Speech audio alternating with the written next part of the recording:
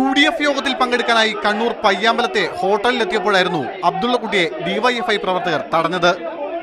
സരിത നൽകിയ പരാതിയുടെ അടിസ്ഥാനത്തിൽ അബ്ദുള്ളക്കുട്ടി MLA സ്ഥാനം രാജിവെക്കണമെന്നതായിരുന്നു പ്രവർത്തകരുടെ ആവശ്യം.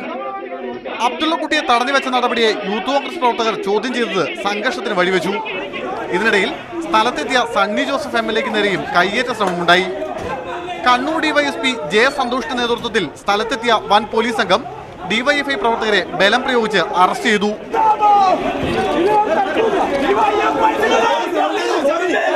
ഇതിനിടയിൽ അബ്ദുള്ളക്കുട്ടി ശാരീരിക അസ്വസ്ഥതയെ തുടർന്ന് സംഘർഷ സ്ഥലത്ത് തളർന്നു വീണു. അറസ്റ്റ് ചെയ്ത ഡിവൈഎഫ്ഐ പ്രവർത്തകരെ പുറത്തേക്ക് കൊണ്ടുപോകാനുള്ള ശ്രമം മഹിളാ അസോസിയേഷൻ പ്രവർത്തകർ തടഞ്ഞു. തുടർന്ന് പോലീസ് ഇവർക്ക് നേരെ ലാത്തി വീശി. പ്രതിഷേധക്കാരെ പൂർണ്ണമായും നീക്കിയതിനു ശേഷം പോലീസ് സഹായത്തോടെയാണ് അബ്ദുള്ളക്കുട്ടിയെ പോലീസ് ഹോട്ടലിന് വെളിയിലെത്തിച്ചത്. സംഭവവുമായി ബന്ധപ്പെട്ട് 8 ഡിവൈഎഫ്ഐ പ്രവർത്തകരെ പോലീസ് കസ്റ്റഡിയിലെടുത്തിട്ടുണ്ട്. സംഘർഷത്തിൽ പരിക്കേറ്റ ഡിവൈഎഫ്ഐ ജില്ലാ പ്രസിഡന്റ് അടക്കം 5 പേരെ കണ്ണൂരിലെ സ്വകാര്യ ആശുപത്രിയിൽ പ്രവേശിപ്പിച്ചു.